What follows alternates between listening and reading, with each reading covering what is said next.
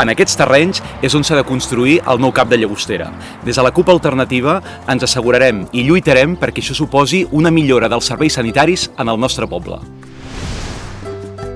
Aviat arribarem a la xifra de 10.000 llagosterencs. La CUP Alternativa som garantia d'un creixement planificat, democràtic i moderat, que sigui beneficiós pel poble. També d'oposició a qualsevol projecte especulatiu i de defensa del territori.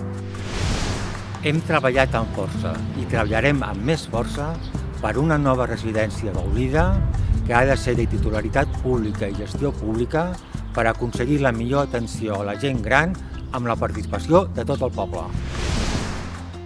La CUP Alternativa apostem per la sobirania alimentària.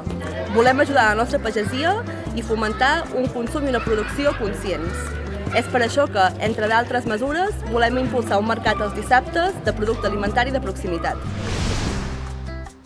Com hem demostrat aquests últims 4 anys, la CUP Alternativa és garantia de la lluita pel dret a l'habitatge.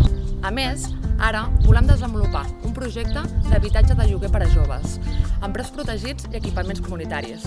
El jovent té dret a emancipar-se i poder quedar-se al poble.